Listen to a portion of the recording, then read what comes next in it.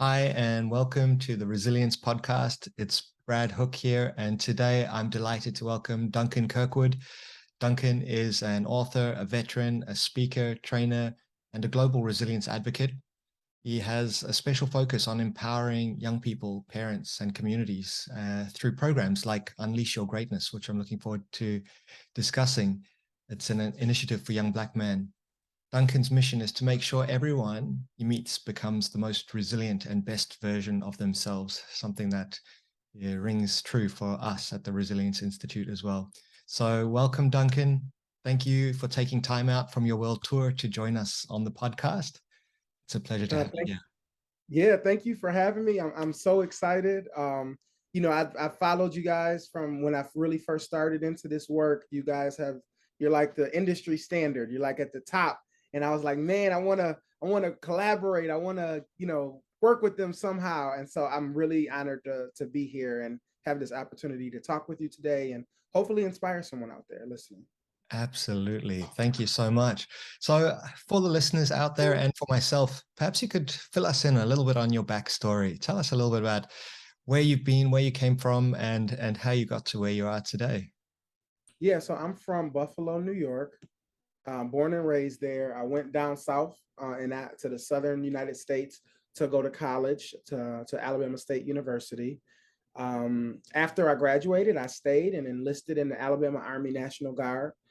And so what happened was in 2012, in the military in the United States, we had more soldiers die from suicide than die in combat in Iraq and Afghanistan. And so we've kind of always had a problem with veteran suicide and depression and soldier suicide and depression, but that was like the tipping point. That was like where it crossed over to it's not just a problem, it's an urgent problem because we can't sustain a fighting force like that. So they trained officers like me to become master resilience trainers. And our mission was to go to different units and teach soldiers to be more resilient, mentally tough, mentally agile. So then that was in 2012. I did some education policy work, trying to change some laws around education before moving back to Buffalo to marry my high school sweetheart, which is I'm still married today. So I'm super happy about that. Excellent. And after moving back to Buffalo, I did some community work, did some more education work, ultimately ran for public office, and then lost. And after I lost, it was like I didn't have a backup plan. My plan was to win. So when I lost, I was like, no job. What am I going to do? And I said, you know what? That resilience training that I had from the military, it would be great to translate that into something a young person could use to become more resilient. Yes. So I took those training, those principles, and mixed them with some philosophies on being, purpose, self-love, self-identity to create a book called Rerouting Resilience Tools and Tactics. And we launched it in March of 2020. And then the pandemic hit, and What timing? all the conferences I had planned, all the big book launch events was just totally canceled. But what happened was 3 or 4 months into the pandemic, we saw isolation. People's feelings of isolation was going up. People's Mm. feelings of anxiety, suicide, depression among all races, all across the world, all socioeconomic classes. And so schools started calling on me to come do resilience training for their young people. Colleges from Singapore to Utah in the United States to Wake Forest, like all these great institutions across the world were calling me to do resilience training for their students. Then the next year, what we saw was that the educators were feeling burned out, overwhelmed, stressed out, isolated. They were having they needed mental health support as well. So then the school started calling me to also do trainings for their school leaders, superintendents, educators, and then of course companies were feeling it. So I ended up I had a job at that time. I quit my job, and I'm like, this is my calling. This is my gift to put this information into language that a normal everyday professional or a young person could digest and become the most resilient version of themselves. Um, and that's kind of what brought me here. Wow, what a journey. What's master resilience training like? How did the soldiers in the military respond to it? I'd love to know a little bit more about what that program involves. So in the military is very do this, you get this results.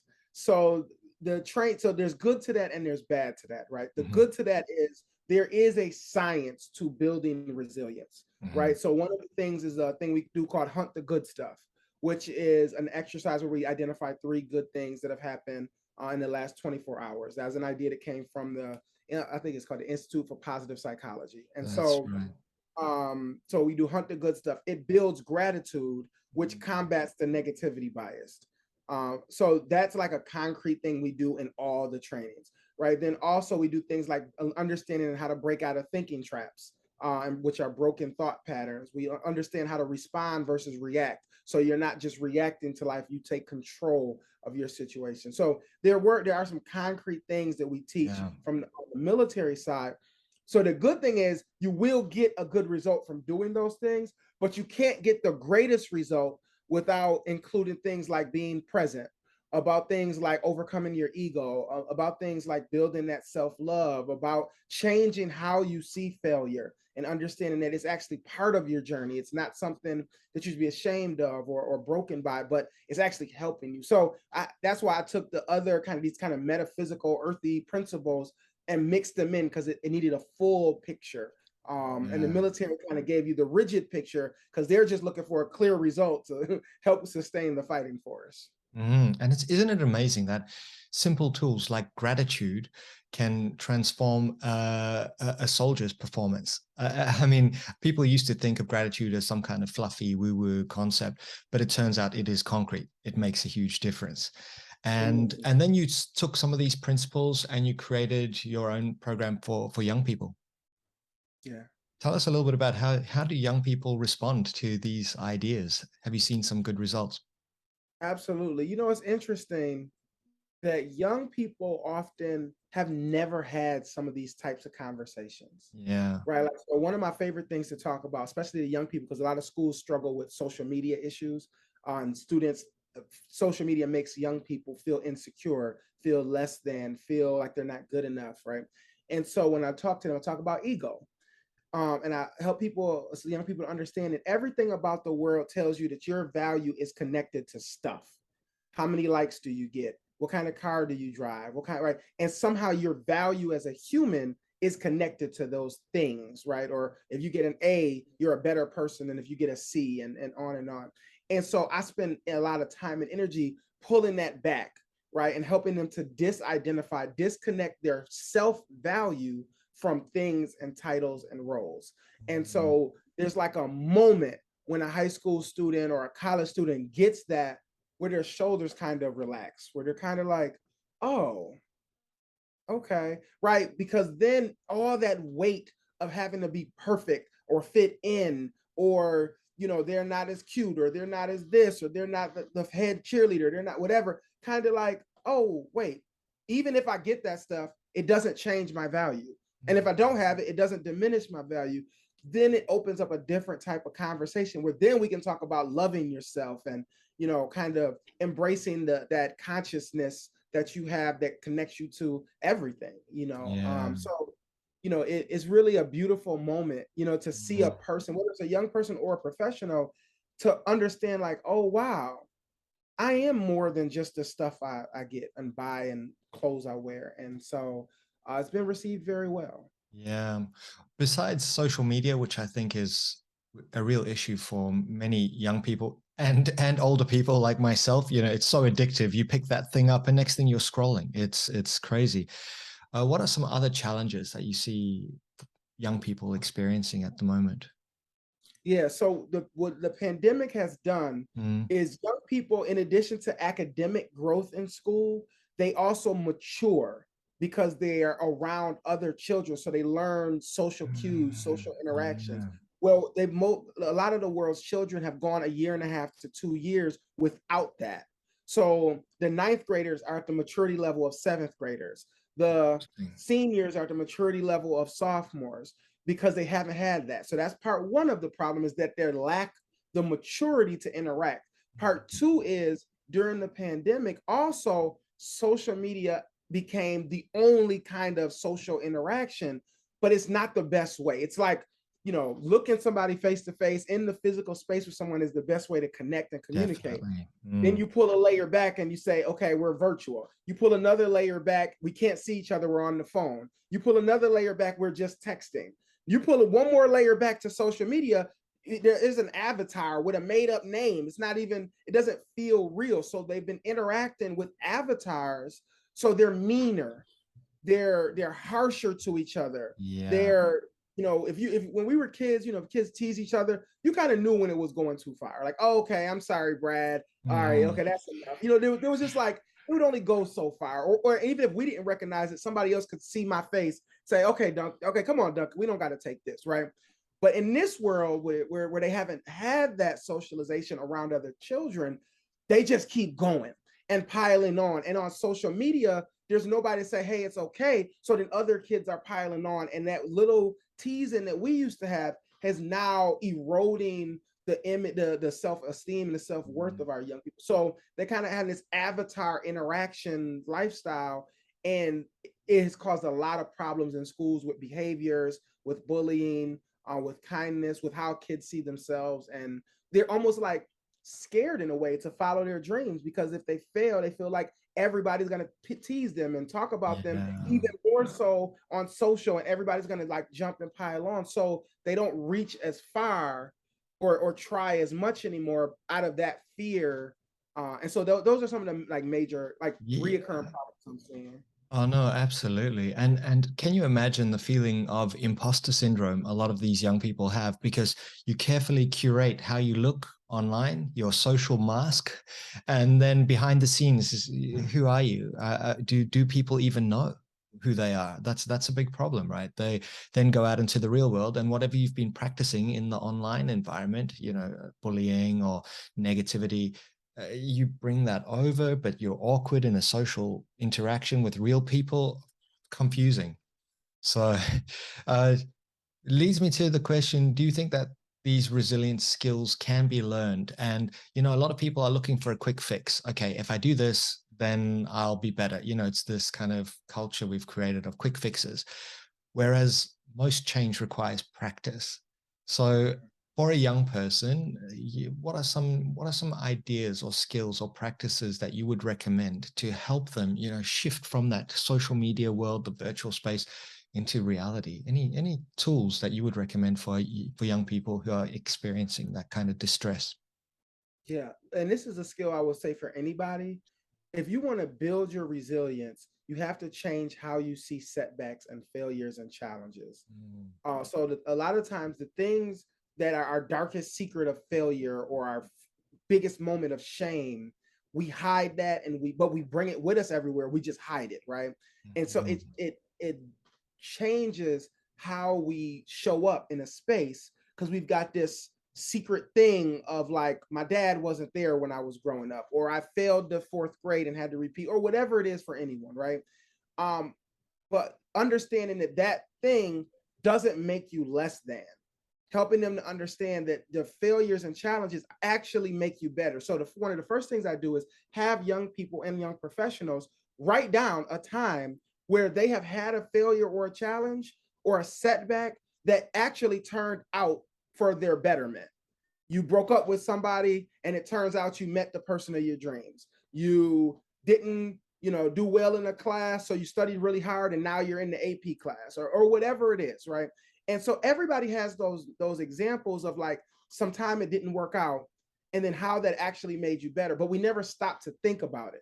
So one of the first things I have people do is write out a few of those so that you can Mm. start to see like, wow, wait, at the time this really hurt, or at the time this was really embarrassing, or at the time this didn't feel good, but here's this great result, here's this good result, here's this great result. So when they come into the next challenge that doesn't feel good or doesn't make them happy at the moment, they have a reference point from their own lives. They have a lived experience. They can say, oh, but that's okay, something better is coming. Oh, that's okay, I'm gonna get through this and I'm gonna blah blah.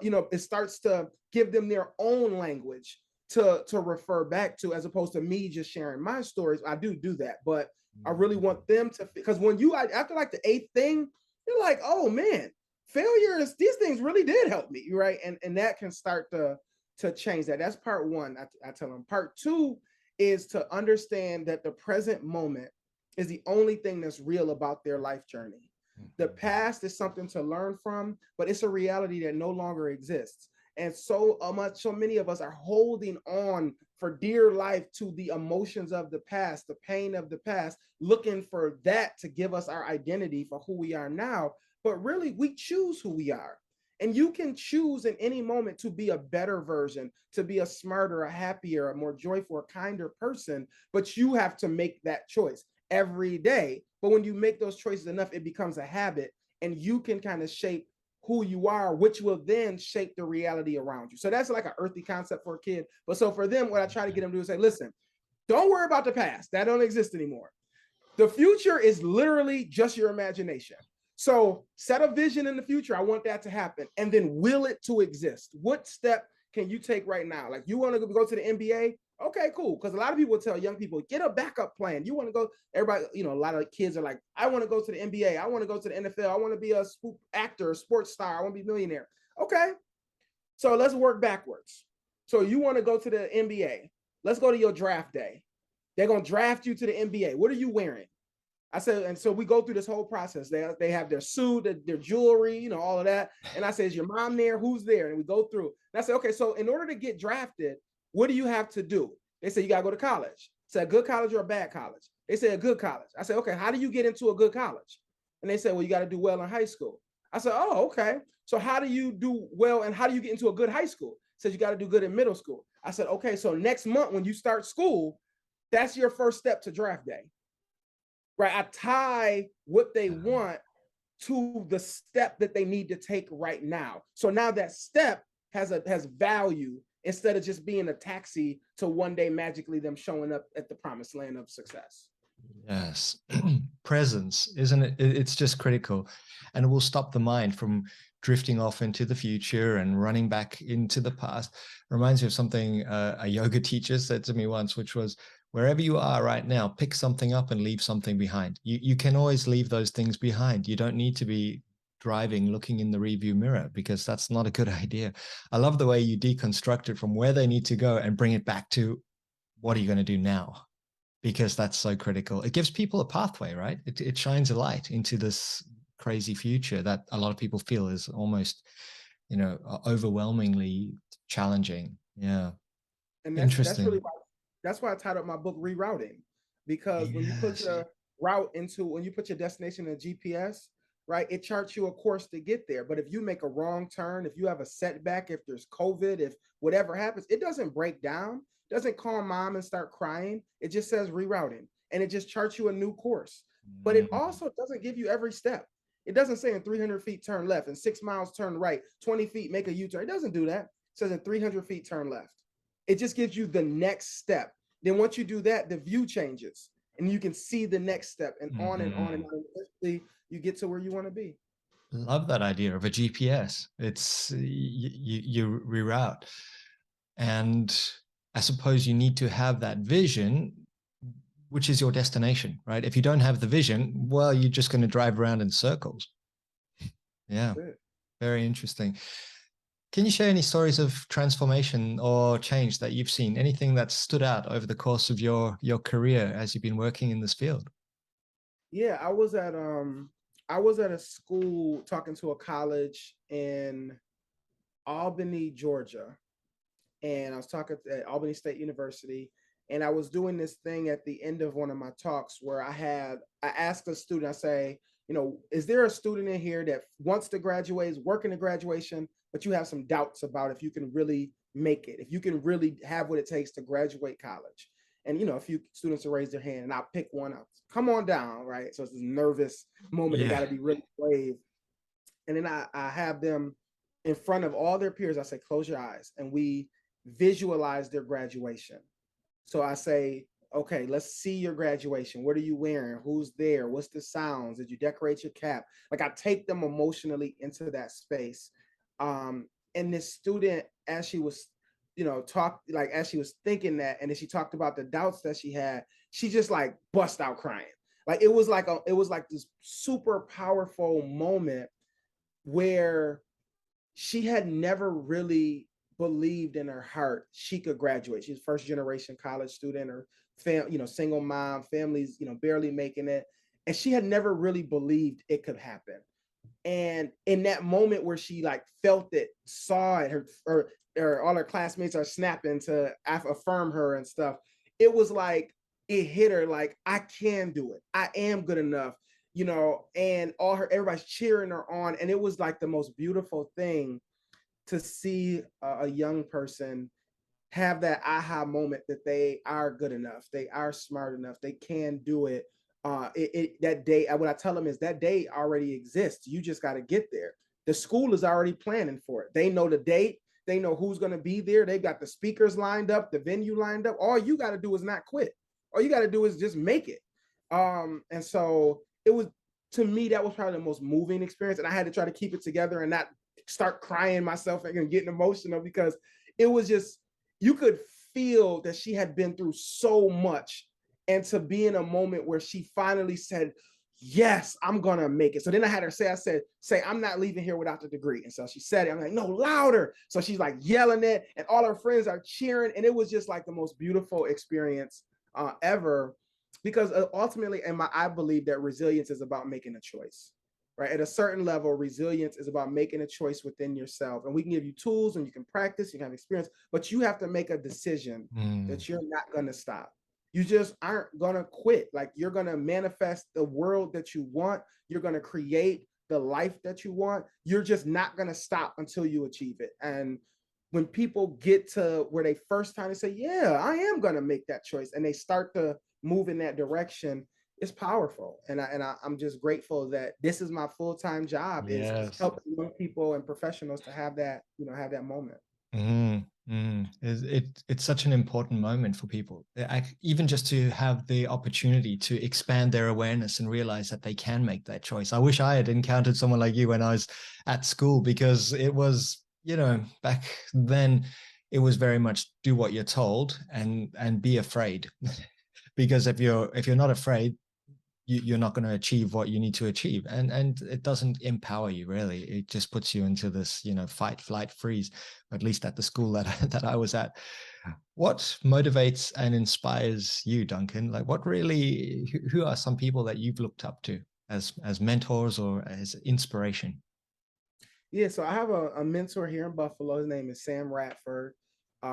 He is an incredible education leader. He is a dynamic community leader, and he's just been a great, friend and mentor. I also look up to, philosophers like Eckhart Tolle. His teachings and philosophies have really helped change me and my outlook, on the world. Mm-hmm. Uh, I look up to folks like Eric Thomas, of course, and Tony Robbins for their ability to do personal transformation.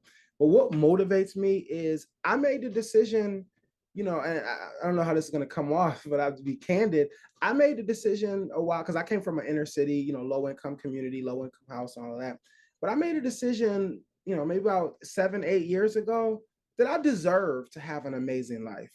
Like, I just deserve to have joy. I deserve to have love. I deserve to have a nice house. I deserve goodness in my life. I want it. I deserve it. My children deserve it. And I am not, life can be like this. I want this. And that doesn't just mean money. That means peace. That means freedom. That means joy. And I want to help other people to actualize their own potential so that they can achieve that too. So it motivates me, the opportunity to continue to grow my reach, to help people just a little bit on their journey. Like, some people have this big paradigm shift, and some people, it might just be that one day they watch one of my videos and that got them through the day or changed their energy, that morning. And it's just, it brings me joy when when people share their stories. Oh, Duncan, I read your book, and oh my gosh, chapter 3, I can't believe it. It helped me so much. Or, those type of stories where people are really connecting. These young people, they message me on TikTok and Snapchat, and they're like, I was thinking, one of the kids said, I was thinking about hurting myself, but after I listened to your talk, I think I'm going to be okay. Another student was like, I was in foster care, and I just always felt like I wasn't as good as everybody else, but now I understand I have value. I am unique. And they kind of recite some of the stuff that I have them, do call and response. And it's just, those are the things that drive me, keep me going, when I'm doing data entry and, calling colleges to get booked and stuff like that. Yes, yeah, you definitely need that motivation, yeah, to get through those spots. Um, Amazing, yeah, I really that resonates so much, and I think you do deserve it. You do, if you can adopt that mindset, and you're adding value to the world, you're going to get the momentum. I'm interested in how you personally stay resilient because I also run resilience programs and have been involved in this world for a long time. And especially when you're on the road, and I saw your tour schedule, it looks incredibly busy. So thanks for taking time out for this session. But how do you personally stay resilient? You're on the road, you wake up in a strange hotel room and you maybe didn't have the best night's sleep, and now you got to go and perform. What keeps you resilient? So what I have like a routine when I Yeah. travel. So I always will try to get a little workout. I'm not like a workout warrior or nothing, but just a little movement in the morning. Yes. I spend hours in the pool. So when I'm at these hotels, normally in the weekdays, nobody's ever goes to hotel pools on regular weekdays. Like, nobody there. I'll take my laptop and I'll set it up on the side of the pool and I'll just be in the pool for hours doing work from on the side of the pool, put a towel down under it and stuff.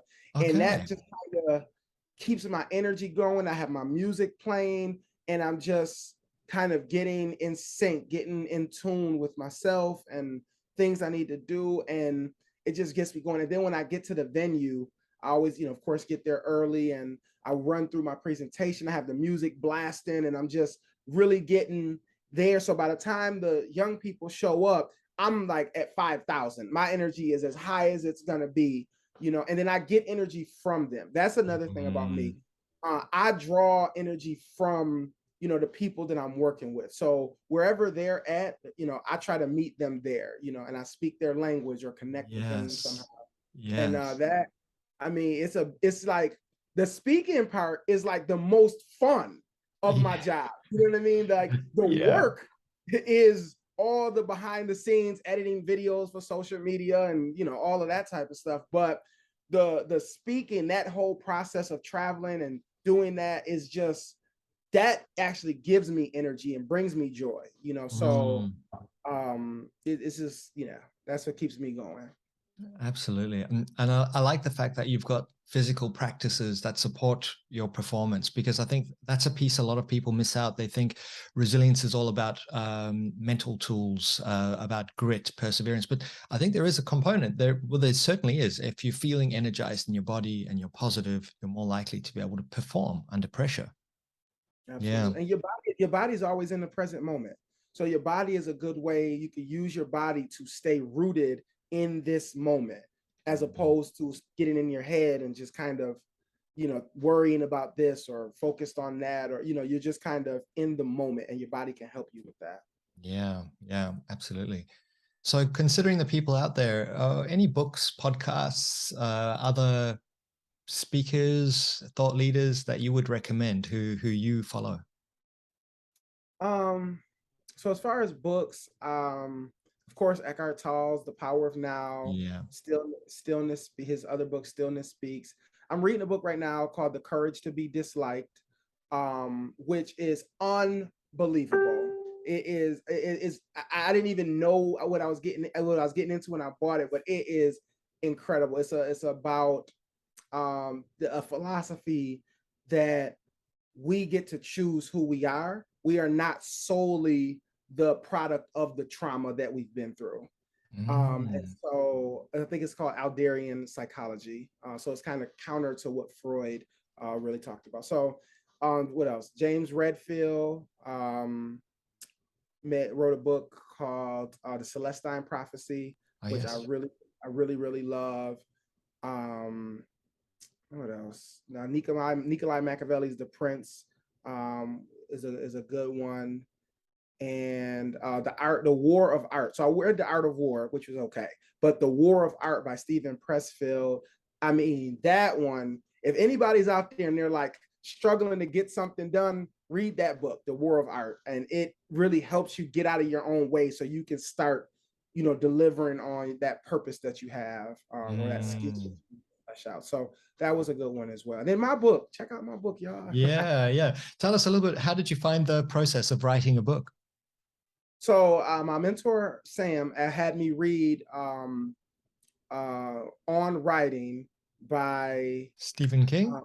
Stephen King. It's Yes, good, isn't it? and Yeah. it is good. And I didn't see it coming, but he was like, "You got to read this before you start." And so it really helped me because I'm so busy. Understand the importance of scheduling my writing time in a quiet place. And so Mm, I actually did that every day writing. And I had imposter syndrome moments like, is my book going to be good enough? Is anybody going to really read it? I had those moments which slowed me down, right? Because when you're having doubts, you're not going as hard, you're not working as voraciously. So I just, I kept pushing through it and pushing. And it really, once I got it done, it felt so like a relief. Like I got this out into the universe. And then, we got some editors and, graphics and all of that good stuff. And, once I had the first person read it and to give me feedback, and they told me how much it moved them and motivated them, it was like, all right, now I got something. It's what I'm trying to communicate is being received. Because oftentimes it's not always what you're saying or how much research you've done. It's can people receive the information in the way you're trying to give it. And so, once the book came out, I mean, now it is like unbelievable. I've got school districts that are buying, 500 copies of my book for all their high school seniors, or amazing. 1,000 copies in another state. Colleges are buying it, for their students. I mean, it is a journey I never could have imagined. Being an average C student in school that I was, I could have never imagined this journey, and it is exciting. And I just want people to understand that you can have an idea and just create it. You don't have to be perfect. It doesn't have to always work. Like this idea, this Unleash Your Greatness conference that I put together for these young men. I had this idea because I went through Army boot camp that there were some things about Army basic training that were just so powerful. What if I could give that to some young men, right? And go through the process where they go through and they're singing cadences, they're marching, doing push-ups, we're doing leader, and I mix in some leadership training. And I just had this idea, no funding, no idea who's going to pay for it, no nonprofit partner. And I was just like, I'm going to make it happen. And I just jumped, I leaped. But when you leap with full faith and total presence and joy, a net will appear. And it took some work, some hard work, but we got some foundations to sponsor it. And now we're doing it at this really nice training resort for these young men.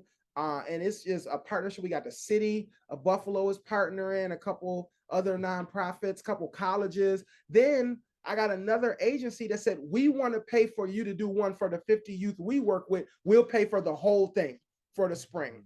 And so it is just, I want people to understand that you have to be willing to try stuff, be willing to fail. When I ran for Mm, office, people were asking me, Duncan, are you okay?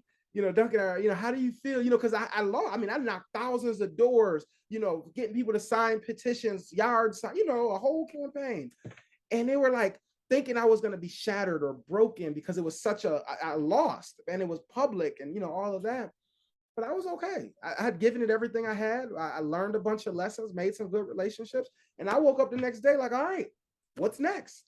Right? What's the next step in my life journey? Because, mm, your wins matter, but they don't really matter.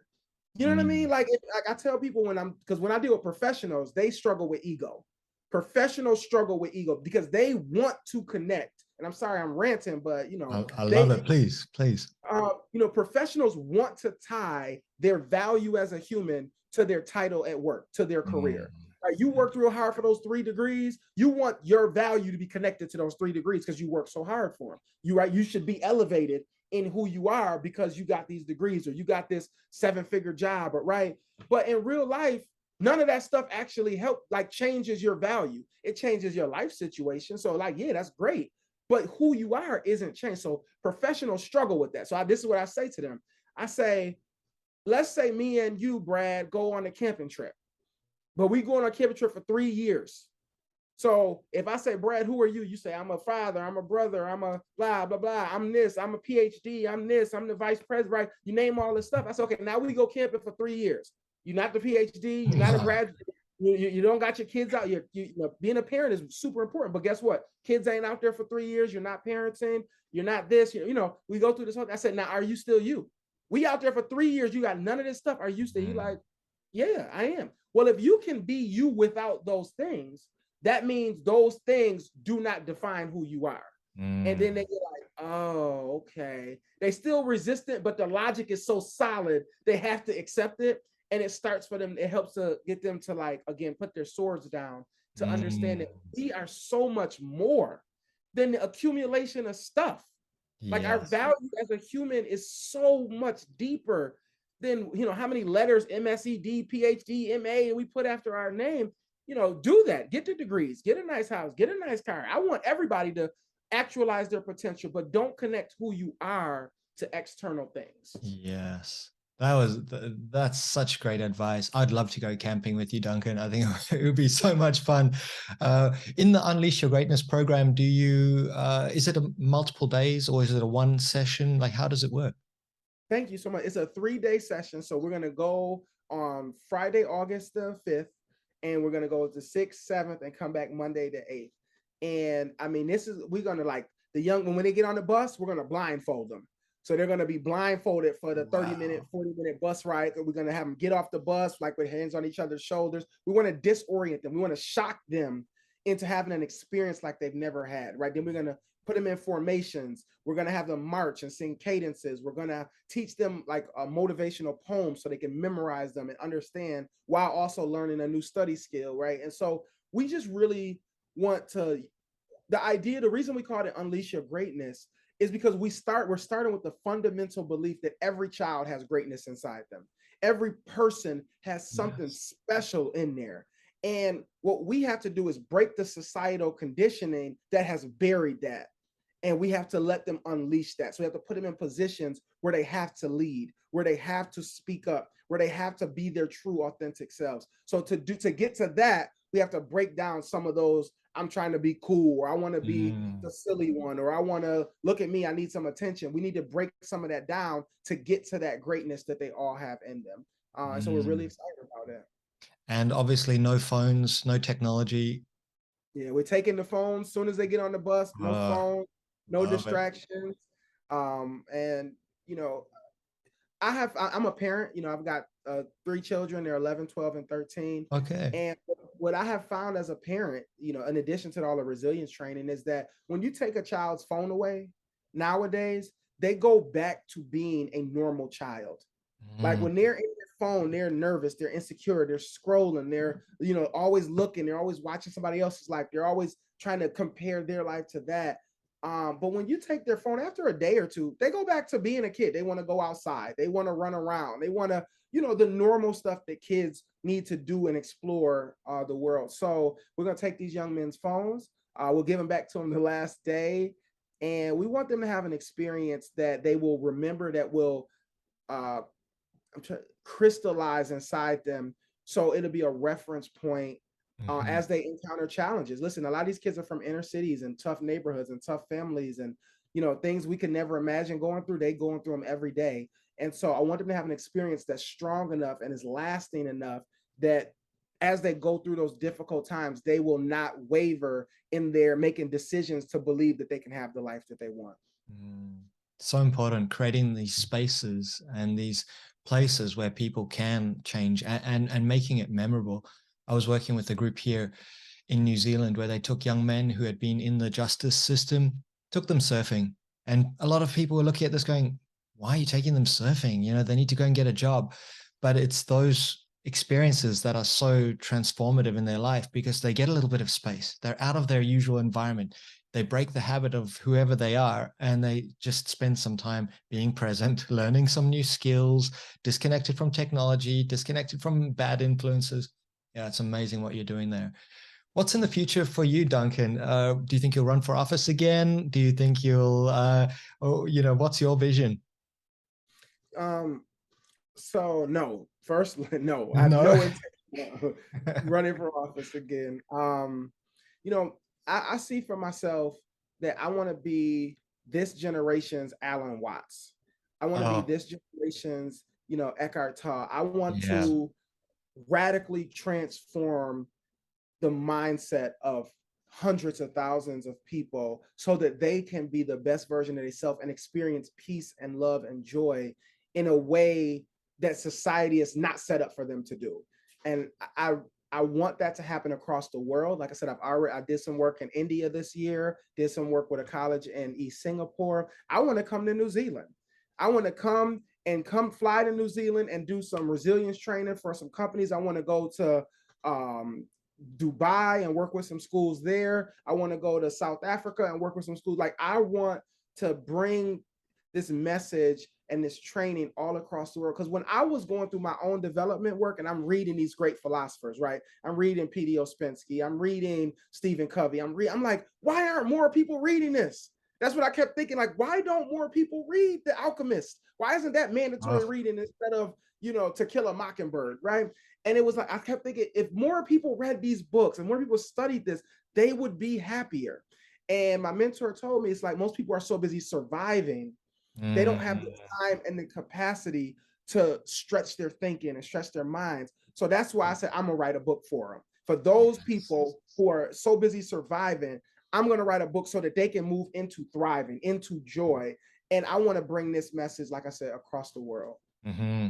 Wow. You mentioned a few names there that really resonate. Alan Watts, transformative in my life. It's amazing. That's one of the things that technology does give us, is the ability to have a virtual mentor who existed 30, 40 years ago, and to be able to listen to his talks.